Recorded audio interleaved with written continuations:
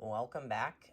I've gotten a few requests to do a video on this machine, and it's just one of those that I've done an unboxing or like a vague video on, and then I don't really say too much else about it. So this is the Lindhaus Healthcare Pro EcoForce. I think that there might be a model number associated with it, but I'll look on the back of the machine. There's only really one version of this in this size in this color palette, if you want to call it that. They do make a 14-inch or maybe a 17-inch cleaning width, but this is really more for like commercial. I mean, it's definitely supposed to be a residential model, but the way it cleans and the way that it performs to me just screams commercial. So let's just go over it from top to bottom. Here you can see there are two red accent pieces. This is actually where some models, I don't know if it's uprights. I haven't seen an upright except for their cordless, but I believe some of their later generation or maybe earlier generation Aria canisters did have LED headlights here. There's also an LED indicator here to show you if your brush roll got jammed or if you have the brush roll adjusted appropriately.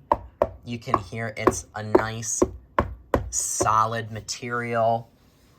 You have your height adjustment, which I have all the way on the lowest setting right now.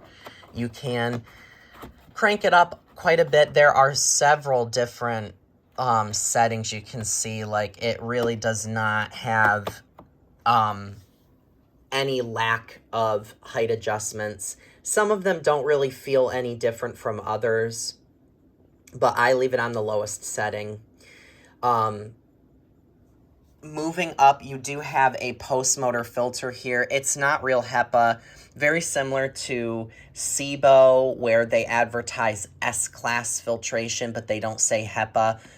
That's kind of what this whole Lindhaus thing is. I did take this off just a few minutes ago when I tried to make my first version of this video. There's quite a bit of carbon dust on the back of this filter, and I've only used this machine maybe 3 or 4 times. There's also a foam gasket here that looks like it basically just directs all the exhaust air up through these vents and then up through these upper vents on either side. You've got a cord wrap here on the front of the machine. Most Lindhauses today have that, and this one is slightly more updated. It's got a nicer, curvier front compared to the previous model, which they did make in red, but it was more like squared off and it didn't have as much of a flow to it. And the same thing with up here. You have a function selector, they call it. So basically, if you turn this green button on, you're going to have suction and agitation. If you flip it to this, it's just suction. If you flip it to this, it is just brush roll. I've had a lot of, I have to play with this thing a few times when I'm using it, because I'm just not used to the settings. I can eventually get it. There's really not a lot of different combinations, but sometimes it's a little frustrating. But we'll go over that. This is an indicator light, which I don't remember if it stays on when the machine's on or if it's just like an overheat, or it's probably a bag check indicator. I'm pretty sure. It's actually a little loose. And then this is your handle extension. They also call it the cord release. So if you press it and then press down on the handle, it's supposed to give you the ability to quickly release the cord. Honestly, to me, it's pretty gimmicky. I feel like a real cord release would have been much more preferred, in my opinion, because heaven forbid anything ever happened to the handle on this vacuum.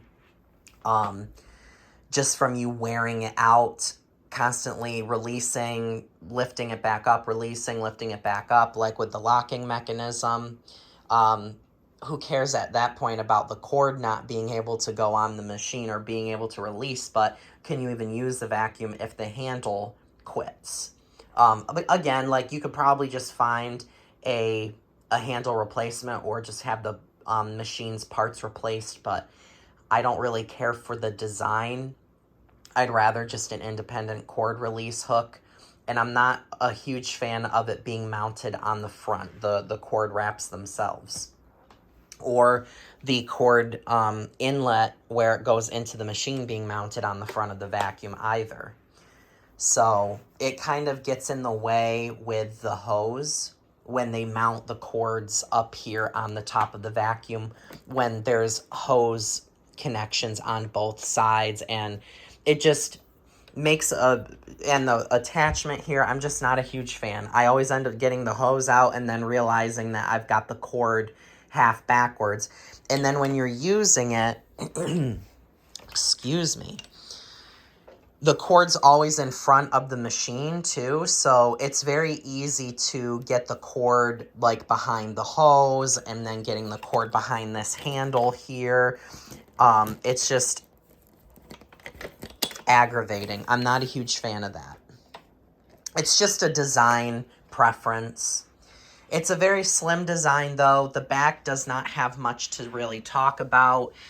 You can see the model and Minneapolis, Minnesota. It's made in Italy. There is a funky designed bag door. You basically press in here, or you can even just pull up here on this top tab if you prefer, though I find it easier to just kind of do a combination of both. And it reveals your bag compartment.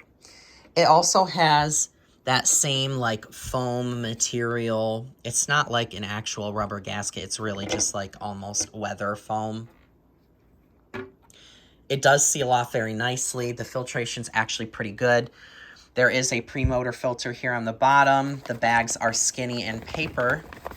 And I did replace this just because when I, excuse me, sorry, when I made, or when I was using this for the dry carpet cleaning, I made sure to change the bag just because I didn't really want to make the vacuum struggle with all that dry powder while I was trying to vacuum. Like, I honestly feel like if you're gonna use a dry powder, make sure that you change the bag after you're done. Make sure you've got a spare bag. The bag dock system is kind of confusing. When you put the bag up onto this suction post here, you actually slide this over, and this little grabby piece latches underneath that cardboard collar. That keeps the bag up. And I think that it's a neat design because there's several top fill uprights that don't have a drop-in bag. It kind of goes into the machine like this, kind of like the Miele S7s and the Dynamic U1, which is the same machine, and the bag tends to fall down. But when you put the bag door on, it actually lifts it up. But I do like this. I like the design. It is a little flimsy, but I really feel like it's not gonna break under normal use, and it's not like the machine would be riddled useless, but there's always that chance that you open the bag door and the bag fell down. The hose on this is probably my biggest disappointment. It's very short, and it is mounted at the top of the machine again, so when you go to use this, you don't have very far before you topple the machine over. Though, it does have a 360 swivel here at the handle and here at the actual vacuum itself. The material they made it out of is pretty hollow. It's pretty evident. And these release clips here are also just cheap plastic, in my opinion. The whole thing. And one thing that I am having a hard time with on this vacuum is this part here. So, when you try to put the vacuum wand on, there is a slot here, right there, that this clip is supposed to line up with. It has never lined up. You can see how like far down on the machine it is, or on the wand it is. It never lines up, and it is so hard to get it to actually latch into place. You have to kind of depress this first to get it to slide down, and even when you keep pushing and pushing and pushing, it never even gets close enough to latch completely. Now, maybe over time with repeated use, it would be okay, but I usually just leave it like this because it does not really latch into place appropriately. It ends up just being problematic. So I just leave it that way. It's supposed to be a quick draw design. Let me tell you, it's not quick to draw. You can draw the whole wand, but it's not easy to just use the hose.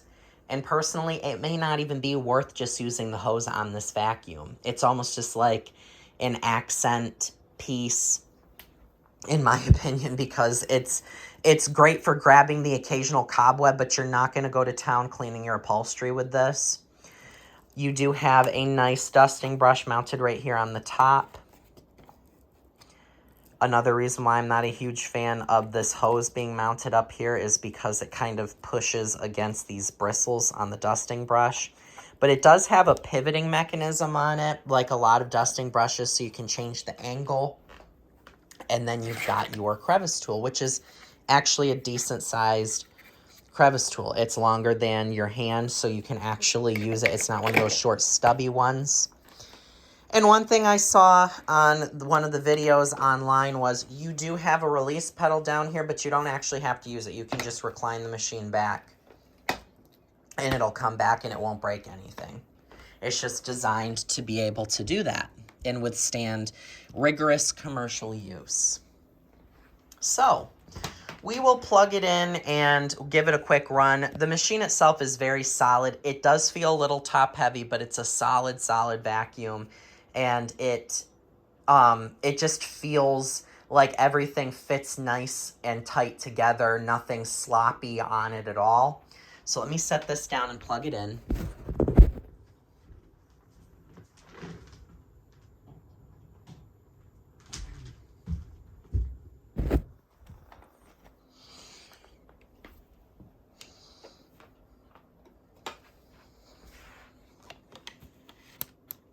So, the power switch itself,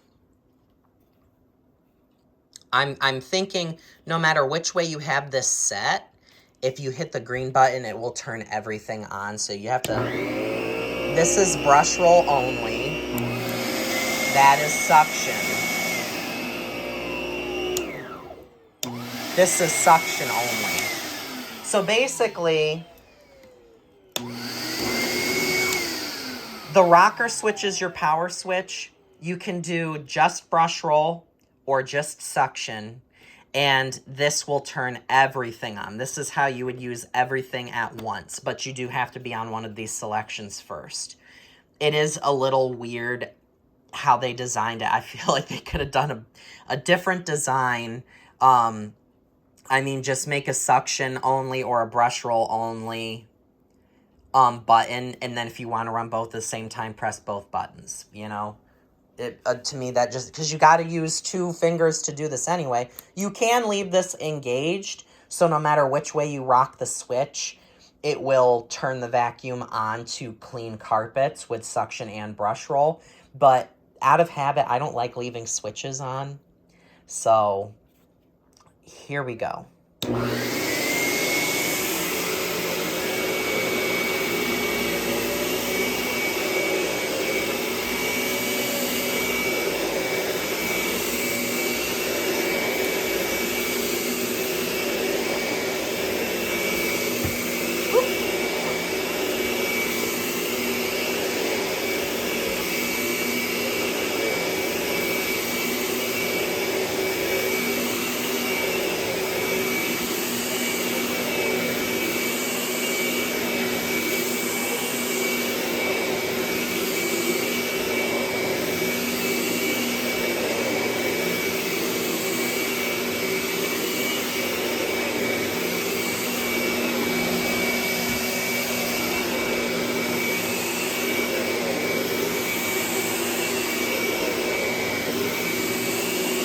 And you can see this orange light coming on every once in a while down there.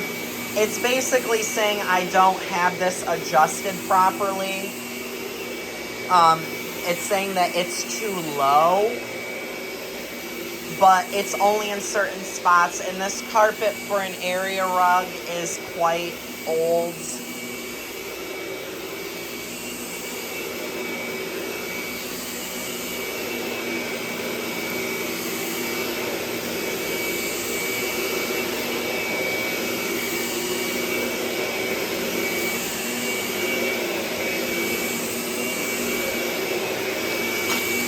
I don't know what that was.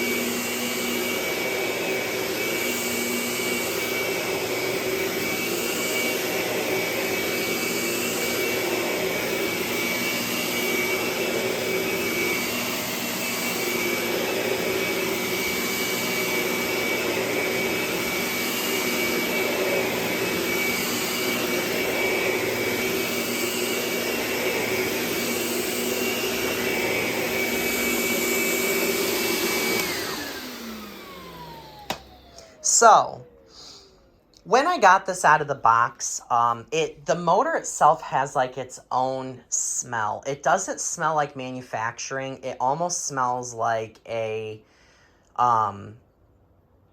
old store, or like it's got like a creamy vanilla smell to it, but it is from the manufacturing. And it's just must be the materials that they use. It just has this really nice smell to it when it's brand new.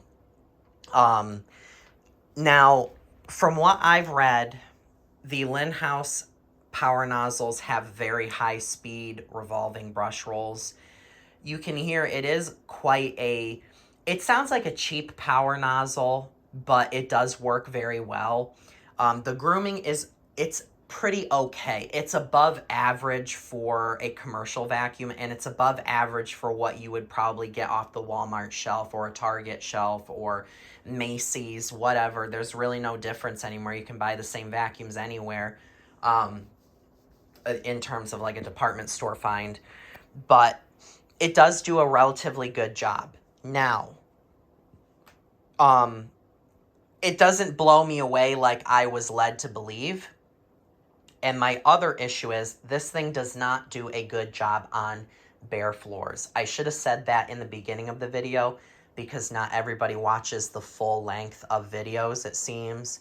But this does not do a very good job on bare floors. It just, for some reason, I find that you can't leave it on the you can't leave it all the way on the bottom setting, the lowest height setting to vacuum a floor, because it scrapes and rubs. It catches things that it's not sucking up, and it rubs it across the floor, especially with cat litter. Now, if you have it set too high, it doesn't pick up anything at all because it's not low enough to the floor. So it's like a lose-lose. You're either not going to pick anything up because the suction and airflow is adequate and it's more suited for carpet cleaning, or you're going to rub stuff into the floor because the settings are too low and it's just scraping and rubbing. So I'm not a huge fan of the bare floor cleaning. I think that's one of the main reasons why I tend to not gravitate towards this, to grab it and use. We can look at the suction here, just from the machine itself. Oh, wrong button. It's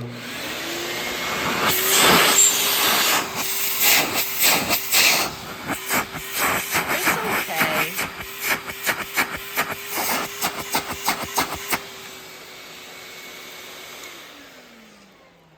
The suction's okay. It's nothing to write home about. Airflow's okay. It's nothing to write home about. But it does have the Carpet and Rug Institute green label, which is really more for like air quality, I believe. Yeah. But these are decent carpet cleaners. But again, it feels very commercial. It vacuums very commercial. It's a great surface cleaner. Deep cleaning, I think it really revolves or relies on its revolving brush to do so. Um, but there's definitely better out there. But it's a nice machine to have. Would I go out and spend $800 on one again?